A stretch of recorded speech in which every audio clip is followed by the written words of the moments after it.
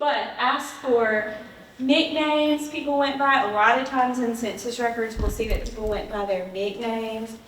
I know that Taterbug Jones on the 1940 Itala County census, his name is not Taterbug. He's not going to be Taterbug in every record, but he is on the census. So think about nicknames. Ask for relationships, siblings, marriages. I didn't mention this on this slide in particular, but another one that's good to think about are what we call kinship adoptions. So they're not necessarily formalized in a court, but a family member may have taken over care for another family member's child. They're listed in a lot of records as their child, but there may be another parent in the picture somewhere, kinship adoption. We got some seats on the back too. And then if we have to unlock this closet and get some more. Okay, places where people lived and when they lived there. What kind of work they did they own land? How did married couples meet and where? You may find other records of them in those places. Religious affiliation. Church records can tell you so much about people, particularly older church records, like 18th, 19th century, 20th century even church records have a lot about people. When people were married, when babies were baptized, when people died, who served communion that day. There's all kinds of little snippets of people's lives in the church records. And then death dates and places of burial, obviously. Oh, you may want to know if someone was married more than once. We get that a lot. You know who your grandma and grandpa were, but grandma may have been married before grandpa, and they just don't talk about it. It's not relevant to you, because that's not your grandpa, but it is relevant to the whole picture of your family and where those people came from. Also, when you're talking to family members, it can be a good idea to record the conversation.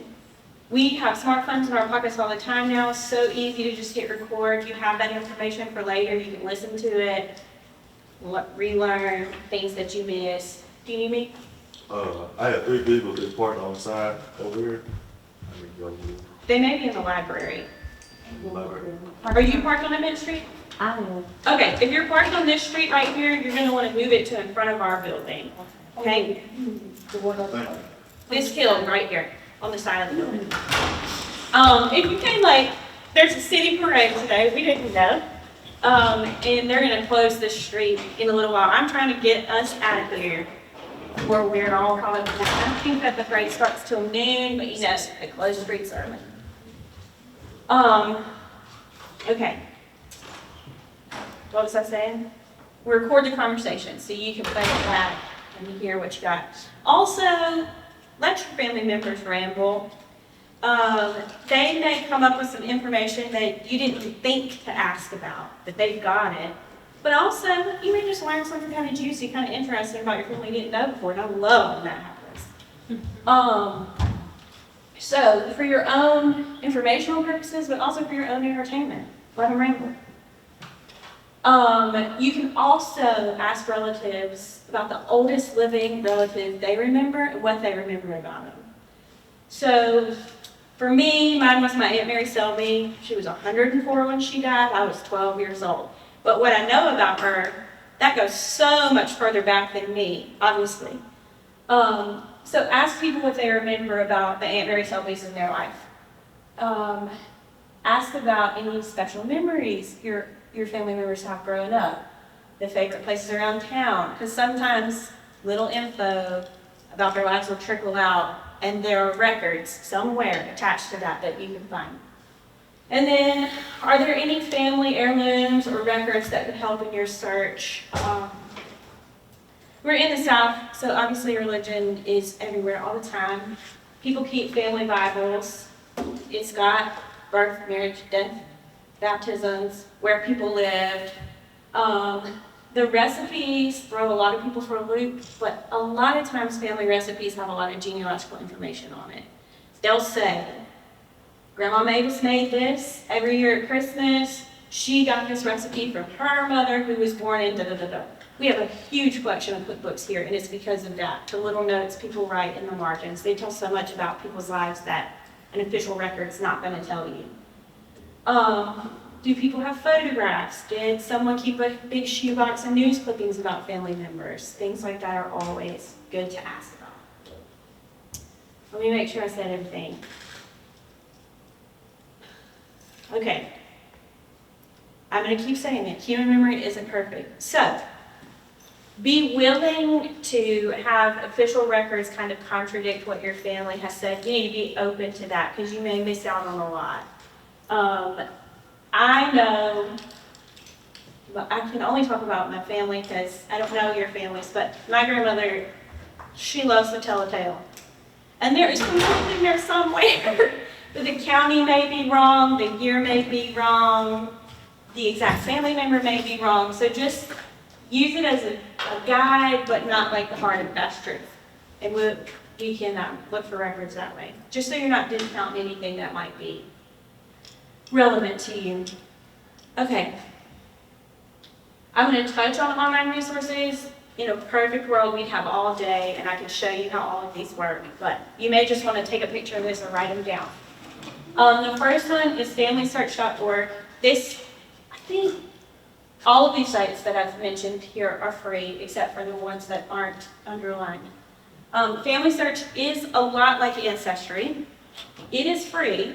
You just have to make an account. So you do have to have an email address to use it, but we can make email addresses for free too.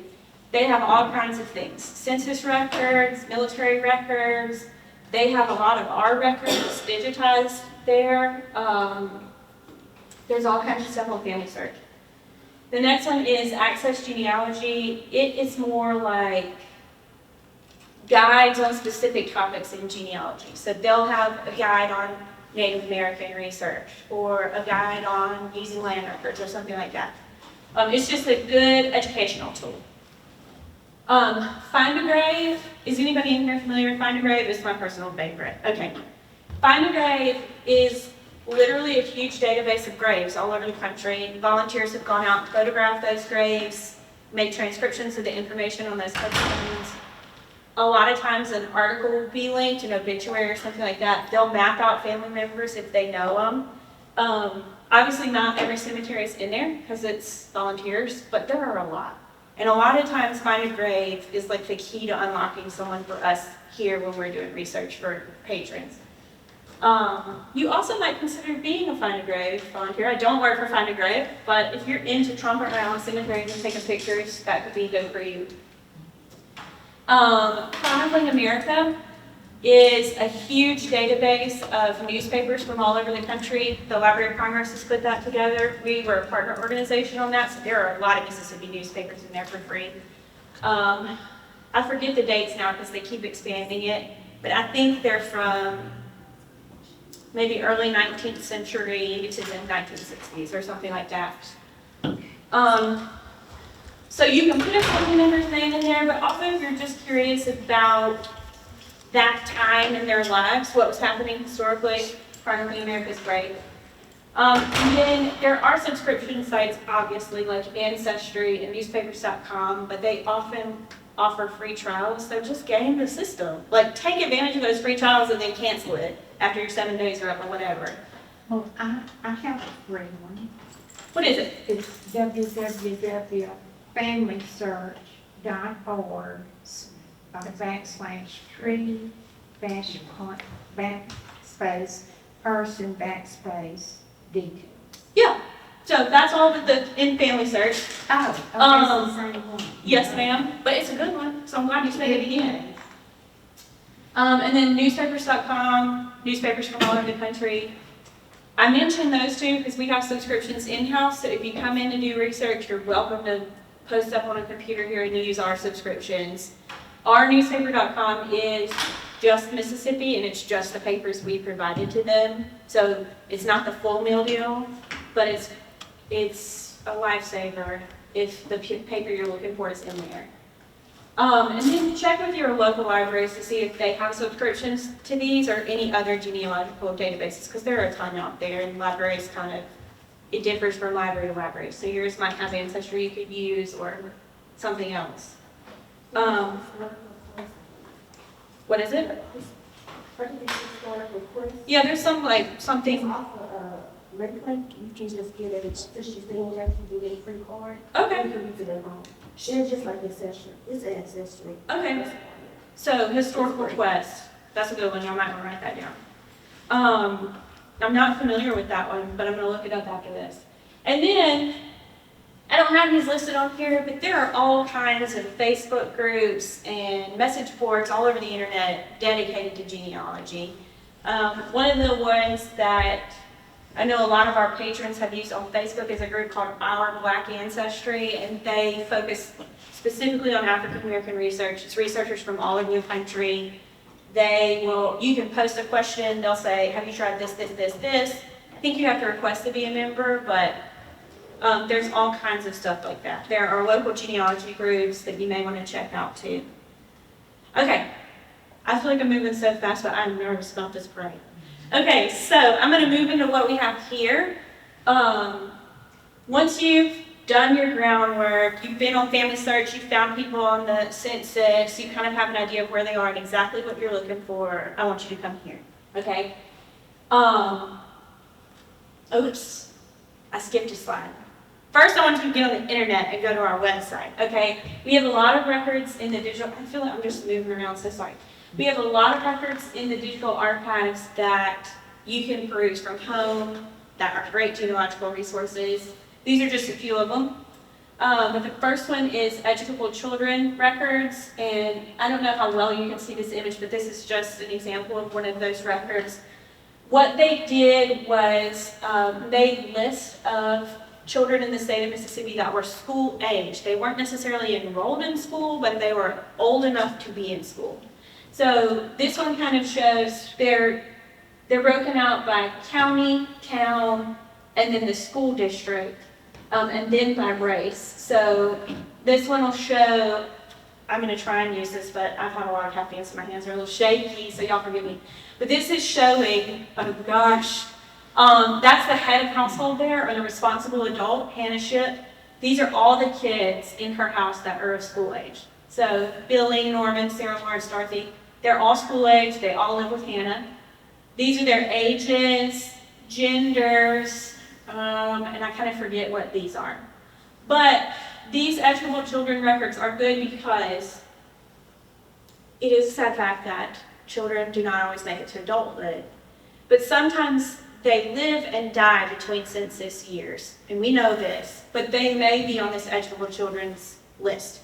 So you can see that they were there, they existed, this is the house they lived in, these are their siblings, because census is taken every 10 years. So if a kid is born between those, they still may make it to school age and make it on that list. I will say the coverage varies from county to county. So you may have one county where they collected several years, and then a couple counties where they didn't collect very often at all. And I don't have any answers as to why that is. It just is. That's what we have. Okay, did you have a question? So, will Black children be listed on? Yes, this whole page is Black children. Okay. They're broken out by race. I don't think you can see it, but up in the corner there's a little space for race. So they're broken out that way. Okay. Yeah. So when you're flipping through, you may want to pay attention to that because sometimes you can get bogged down and be like, they're not here, and you're in the wrong race. Got But also check both because record keeping is imperfect. Okay. Moving on from Educable Children, we have Confederate pension applications for white and Black soldiers that served from the state of Mississippi. So these are on our digital archives. Basically, if they served in the Confederate Army, someone tried to collect a pension, whether it was the soldier or the widow, those are both there. I think those are also in FamilySearch.org, and they might be easier to search at Family Search, but they're on our website too. The third one is a little, what's the word I'm looking for? Out of the box, I guess. You wouldn't really consider it first for genealogy, but the Sovereignty Commission files. The Sovereignty Commission was a state agency created by the state of Mississippi to keep tabs on civil rights workers in the state of Mississippi. They were keeping records of meetings, who was helping register people vote, all kinds of things like that. There is so much information in there. So, if you have a family member that lived in the state of Mississippi during that time period, just type their name in there and see what comes up. We did have a patron recently who knew his family was active in the civil rights movement. He knew what county they lived in and that they were active with the NAACP. So I searched everywhere. I was like, this is a no-brainer. We have so many records around the NAACP, especially in the county he was talking about. And I could not find that man anywhere. So I went to the Sovereignty Commission files. We found him. We found that he had a sister who was helping people register to vote in the county. She was a teacher. She got run out of the county and lost her job because of her work in the civil rights movement. It just filled in so much about his family he didn't know. So all of that is there. You'll notice a few redactions. Those are by court order. We can't do anything about that. But for the most part, it's complete. So I like to mention that one. Next, we have county tax rolls. Those are both land and personal tax rolls. So you can see if a family member owned land. You can also see if they own an AM/FM radio or something like that. I sort of love those tax rolls. Those, again, vary from county to county what we have year-wise. They're broken out by county, so you can search that way. Most of them are handwritten, so you may want to brush up on your cursive. We have territorial censuses before we were a state, and then state census returns, which were collected between federal census years usually. Those vary from county to county too, but they're there. Okay, after you've done that, I want you to come here. So, we have a lot of stuff in-house that is not digitized.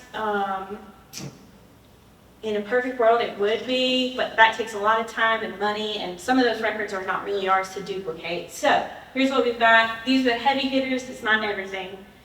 But we have federal censuses on microfilm. I recommend you look at those on Family Search, and if you come in, we're probably going to put you on Ancestry first, and then we'll go to microfilm if you can't find it that way. Those Mississippi census returns, they're also on microfilm. We have a whole bunch of county records. They did a big project, I don't know, before I was born, in the 60s or 70s, and went out and filmed records there in the county. So that includes like deeds, wills, probate minutes, orphan court minutes, marriage records. Oh gosh, I can't even think of all of them. Chancery court minutes, deeds of trust, abstracts. But those are usually from what the county has until the present day that they filmed them, so the 60s or 70s. Those are going to vary from county to county. There's been a lot of flood, fire, and war in the state where counties were burned to the ground and everything inside of them was lost. So you have some counties with a lot, and then you have some counties that there's not much at all.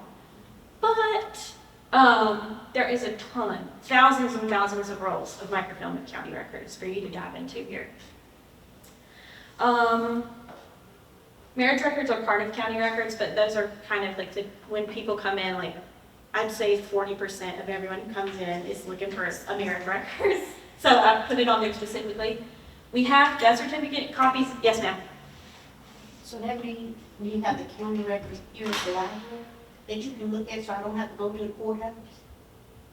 Yes, with a caveat. We have copies of them on microfilm, and it's not every county record that was in there. I don't remember the criteria they used to pick those, but I would stop here first, especially if you have multiple counties you're going to want to go to. Stop here and see if we've got it.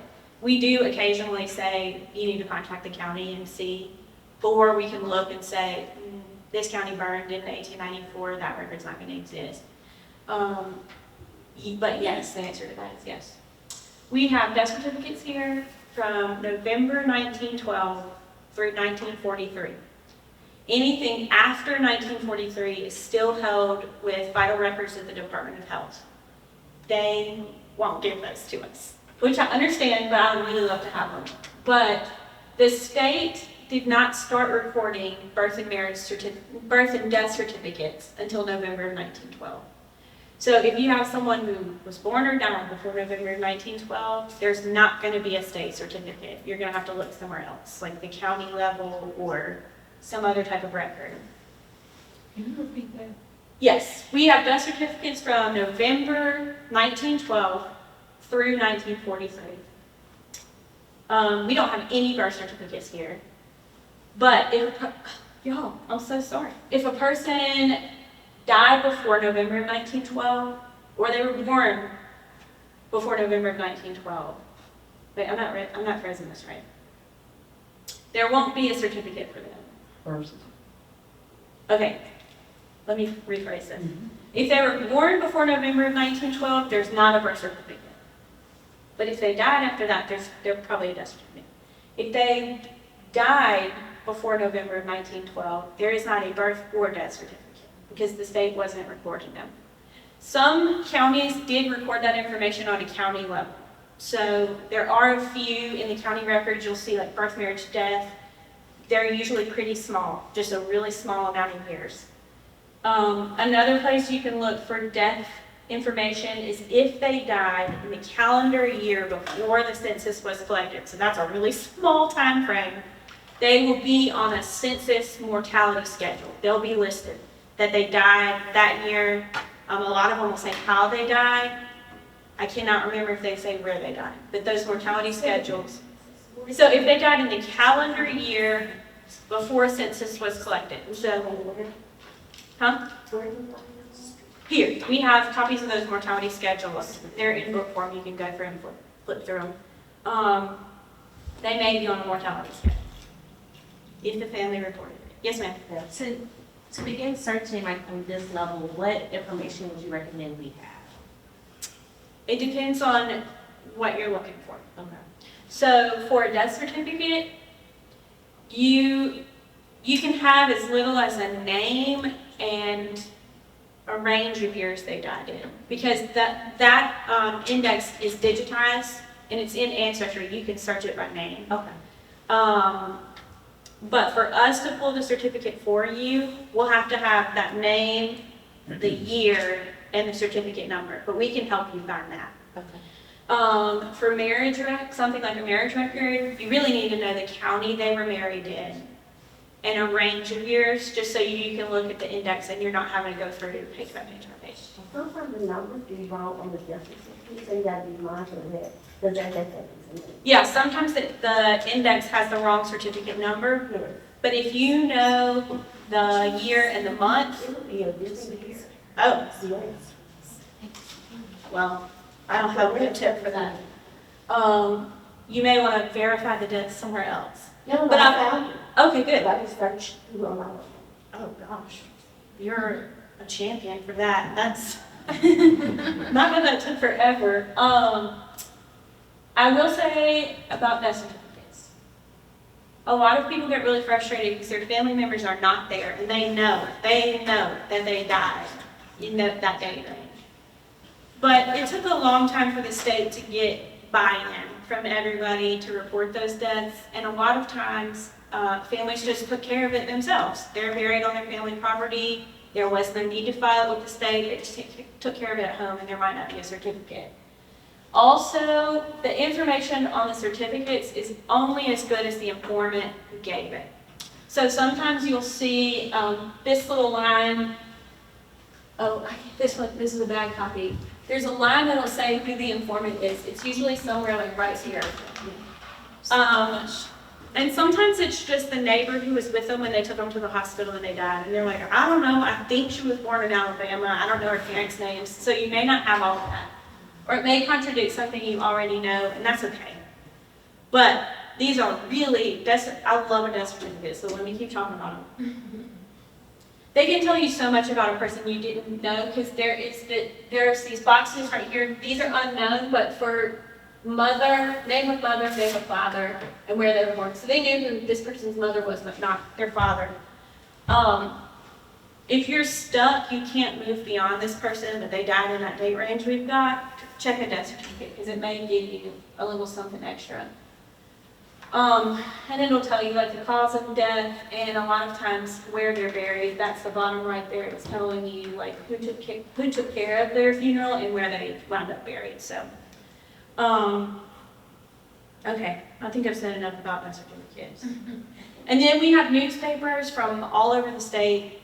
I can confidently say we are the largest repository for state newspapers. I mean, we have so many. You can get on our catalog and see what we've got. Some of those are digitized, and if they are, they're in newspapers.com or Chronicling America. But if they're not, it's just like flipping through a newspaper, it's just on film. So you can't search for a name. If you're going to use the newspaper, you kind of need to know the date that you're looking for, or a range of dates, because you're just flipping through, okay? But we have a ton, and they're really good. Something else that I didn't put on this slide, we have, we call them genealogical files. They are kind of just like a file of genealogy research people have done around a family. So you may want to see if we have one on your family name. It may not be your line of the family, but it might be. So it could be worth looking at. We also have in the library a ton of published genealogical works that people have done. They've gone through and researched their family or just families they were interested in and published something on that. We have a lot of that. Other things that aren't on here, but people get information out of. One thing I always tell people is don't be afraid to look in places that might traditionally carry a stigma. So for instance, we have a lot of parchment records here. We know people get imprisoned for good and just reasons, but also for no good reason at all. But there are records here. There are inmate records, roll call records. They will show you that person's name, their aliases, the county they were arrested in, when they escaped or were bonded out or were pardoned, or if they died there. It'll tell you all of that. So parchment records tell people a lot. We also have Supreme Court cases here. So if a case was elevated from the county level up to the Supreme Court, those cases come here on a rolling basis. And you know, reading a court case transcript can be very enlightening. Lawyers do not care if you're uncomfortable with their questions, and they're going to ask you all kinds of information about yourself and your family and anything pertaining to that case. You can learn a lot. And then I mentioned this, but you won't actually have access to this, that you can place a request for it. We do have, at the time it was called the State Insane Asylum records, so the mental health hospital records. Those are restricted by law.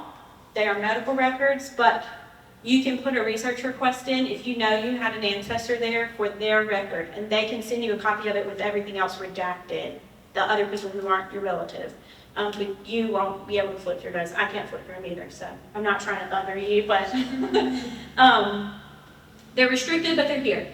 So I think those are the main ones people look at. Let me look at my list really quick and make sure I didn't miss anything. But there are all kinds of things that you can find information in family on, because you have to keep in mind that all of these resources, none of them were created so that you could do your genealogy. They were all created to serve some other purpose. So you have to keep that in mind when you're looking, and think about things that your family did and how that could have been reported in some other way. Okay, that's all the formal information I have for you. I'd love to answer questions that you have. I think I turned this off. Let me just advance to the next slide real quick. It's just contact information. Okay. We do have a staff of researchers here. We man the library, but we also answer research requests. We accept those requests through the snail mail. You can send us an email to that address. If you have a quick reference question, you can call us, but we cannot search for you while we're on the phone. You need to submit a formal request for that. But if you want to know, do you have Talbot County records, these records from this year, we can tell you that. With these research requests, please don't write us and say, I want everything you have on John Smith. Because we only spend an hour of time per research request. And we're going to spend that whole hour just making sure we have the right John Smith, and you're not going to get anything. Okay? So, a perfect research request is, I am looking for a marriage record for Nathaniel Brown. I think he got married in Yazoo County, probably in March of 1965. We love it. We can go look for that. It does take a little time to get through the index and to get to the records, so you just need to think about that hour of time. They are very strict about it, because we have requests coming in all the time. Or like, here's a list of 15 death certificates that I need. Don't send us 15 names, but here is like John Smith, 1915, Atala County, we can work with that. Even better, John Smith, 1915, certificate number 30751, whatever. Those are great. You just need to be as specific as you can in those requests so that we can really hit the ground running and get you your information. I hate sending what I call sorry Charlie letters where I'm like, I couldn't find anything because there was not enough time. Because your request was so vague. I don't say that, but that's what I'm thinking. But we are happy to help you. The way that'll work is we'll do the research. We'll send you a letter that says what we found and the cost to receive those copies. It's generally like 25 to 50 cents a page. It just kind of depends on what it is. You're also so welcome to come in and use the library. It's in this building. If you guys came in at the lobby, it's to the left around the corner. All you have to do is sign up for a researcher's card. You have to have a photo ID to get that. But once you have that, you can go in. We have staff in there all the time who can help. On Saturdays, we are skeleton proof. So there's no pulling someone from the back if we need a little extra hand. But on weekdays, most of us are here all the time and you can get a pretty good response. Unless the flu is running through us or something like that. But we would love for you to come in. We'd love to help you. And I feel like there's something else. Oh, I always like to give a little overview of the library. It is an archivable library, so we do have more rules than the public library. You cannot bring any bags in. We have lockers where you can store your stuff, but you can't bring in your backpack or your purse or what have you. You can't bring in food or drink. We don't want you to bring your highlighters or your ink pens in, because a lot of what we have is the only one in the world. And if your pen busts all over it, that's going to be a tragedy for all of us. And we're going to cry a little bit. But we can't undo it. Pencils we can undo. But I think that's it. I think that's really good. Y'all got any questions? Yes, ma'am. Oh, sorry. Let's get her and I'll come to you. Yes, ma'am. Oh, I had a card, but I can't find the y'all replace it. Yeah, we can replace your card. It's $5 to get a replacement card, or you can just ask for a one-day pass, and if you want more time to look for it, they'll make a note in your record that you've already used your one-day pass, so they're going to hold you to it. But we can look you up and get that. Yes.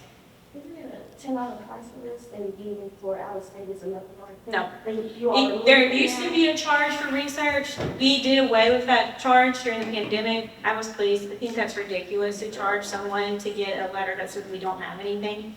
So we don't charge for the research anymore. You would just pay for the copies. Yeah. Any other questions about anything? No? Yes. So to her point, if I was coming in here and I didn't know where to start, and I wanted, and I knew some names, if I came in and said, this is what I have, what's the first place to start? What would be the response? We would tell you to find them on census records so that you could situate them in a county in the state. Because just knowing a person lived in the state is not enough for us to go on to find them in the records. And that's because they're not digitized. We don't have a database where we can just put them in and see all the records they're in. You have to actually go look at the records. But if you can find them on census records, we can kind of see where they lived, and that helps. Census records will also tell you like how many years they were married, how many kids they had. That gives us more of a little place we can drill down into to find more records on them. You can find the census records on Family Search before you come here, but if you come here, we're going to put you on Ancestry to see if you can find them in there. And there was something else I was going to say about census records, but it's falling out of my head now. So, yes. For the adoption for adoption. Is it something, you said it's something for life? No. No. Oh, I was talking about kinship adoptions, which are not legal adoptions. Yes. That would be fine, yes. There's not records about kinship adoptions. I was saying, you may think someone is your grandmother's mother, but that was actually their aunt that took her in, she may be with her actual mother in another census record or some other record. You just have to keep in those familial. A census taker is just going to record what they see. So sometimes they get the family relationships right, but sometimes there's a kid in that house that's actually a niece or a nephew or something like that. But they'll say, this is her daughter. So you just have to keep that kind of thing in mind. Keep family members caring for family members. Adoption records, though, those are sealed records by the state of Mississippi. We don't have any. So, yes. Do you have doll rolls or anything pertaining to Native American lineage that's like specific to that? So the Dawes rolls they're federal records. We have copies on microfilm, but I think they're also available through the National Archives online. Outside of federal copies of federal records, we don't have much. There is a big movement, which I fully support, for those tribal nations to hold their own records and their own artifacts and all of that. So most of them, I believe, have research libraries, but we don't have a ton of original stuff here for Native American ancestors. Yes, sir. I've been interested in looking into some of your DNA research, where I come from, and I've already done that, and they've done it on the Ancestry.com. But wanted to get a little more detail, particularly about my Native American ancestry. Do you recommend a particular site that you can upload your DNA results to? Mm-hmm. Okay. We do not wade into DNA recommendations at all. That is a little bit out of our wheelhouse. I am sorry, but I cannot. So sorry. Yes, ma'am. You mentioned the social media groups. Yes. Do you have any local groups? I think you do. There are some. Oh, okay. There are some local, like statewide genealogy groups, and a lot of counties will have their own. You can usually Google it and say like this county genealogical group, and it'll come up. We don't keep a list here because a lot of they live and die so fast especially during the pandemic. A lot cropped up and then dropped off, so it's hard to keep up with that. But you can usually do a search. But there are some statewide genealogical groups too, and the names have fallen out of my head. But you could send that to the reference desk email, and we could spend a little time trying to find it for you. I mean, we're not going to charge you for sending contact information for a genealogy group. We can't recommend one to you, but we can tell you if they exist. Yeah. Anybody else? Yes. What has been some interesting or surprising genealogical research you come across? Either yourself or someone else that you're willing to share? Sure. So for myself, we learned of a great uncle that I had that no one in the family knew because he died when he was 2, before my grandmother was born. But Find a Grave, I just put in, it was kind of a unique last name, so I put it in and found him and his parents' names. I was like, that's my great-grandparents. This is weird. So I was able to pull his death certificate, all of that. That was just interesting for me. But I don't know if you guys have picked up on it, but I love a little juicy, gossipy little tidbit. Yeah, I love a little family tea so much. So we have had people come in who say, these are my favorite kind of requests. They'll say, everyone always says that my grandmother killed my grandfather, but it was self-defense. And I'm like, that sounds like something that would have been at the Supreme Court. Let's see if you have a case. So we pulled this up, and, it's not, oh, my computer went to sleep. I hope you guys got that.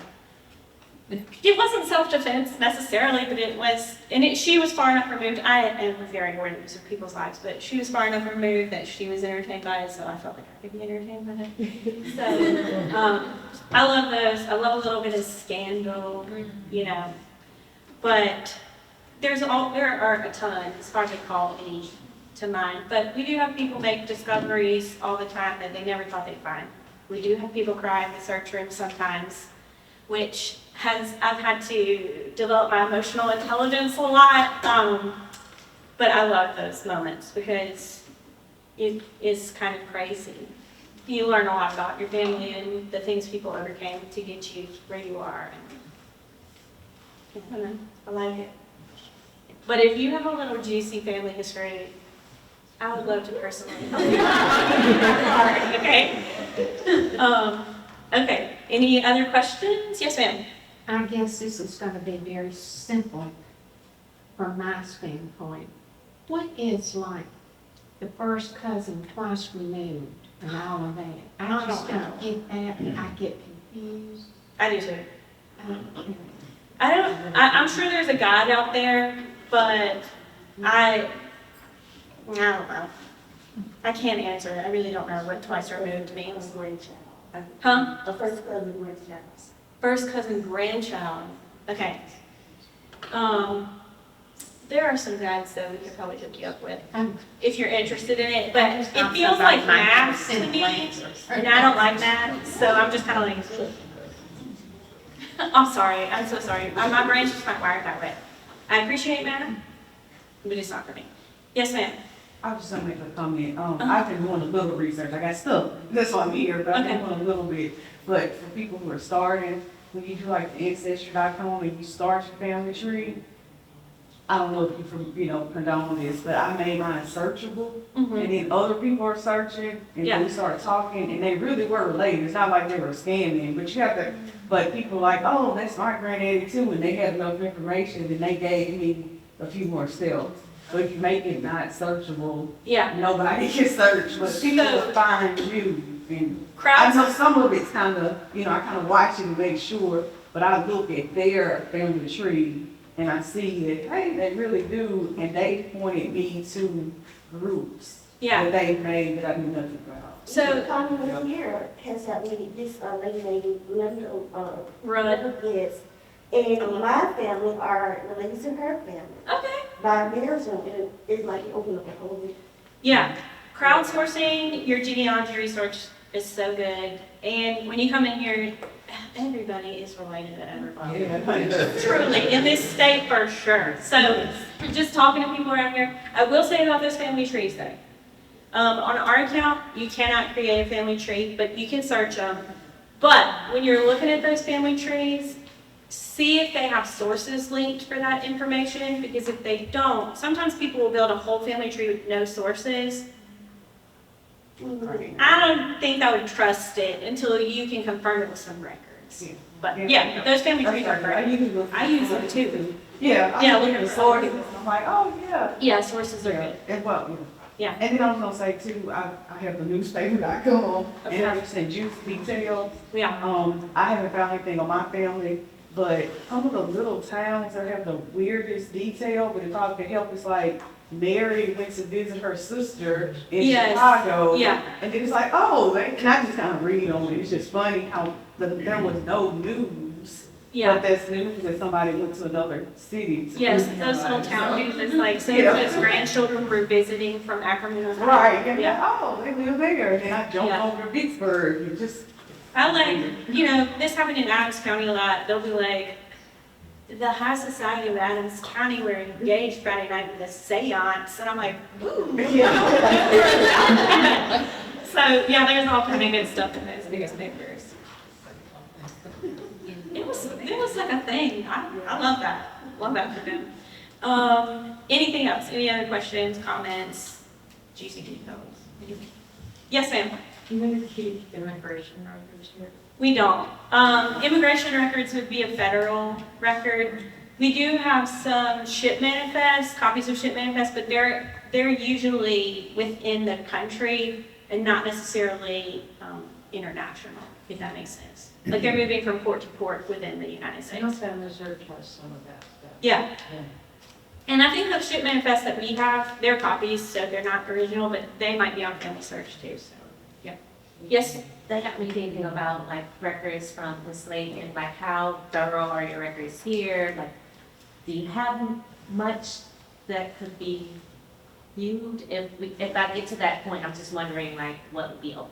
Okay, I'm gonna close this little thing because this blue is kind of motivating. So, we do have some records from enslavement. It's gonna depend on the person you're looking for.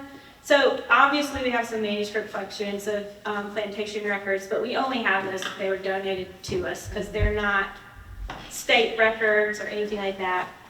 We have some of those. Another thing I mentioned earlier are those tax records, sometimes people listed enslaved persons out by name because they were seen as property by that point. So you may see them there, and they'll have their name and their age. Also, when emancipation happened, a lot of people entered into what were called freedmen's labor contracts with their former enslaver or just someone in the area, but you'll see families listed on those contracts too, and we have copies of those. There's kind of a constellation of other records. It's going to depend on who you're looking for and where they are, but there will be, and Candace, you may know, an African American genealogy workshop in February? Yes, so that's the next one that's gonna be upcoming. Yeah. I think Joy Sticks and Lawson's doing that one. She's a guru at research, so keep your eyes peeled for that. And I think there'll be a second one later in the year. So they can kind of dig down in on those kind of hard to find resources for you. You have to get really creative about where to look, though, obviously. So, yeah. Anything else?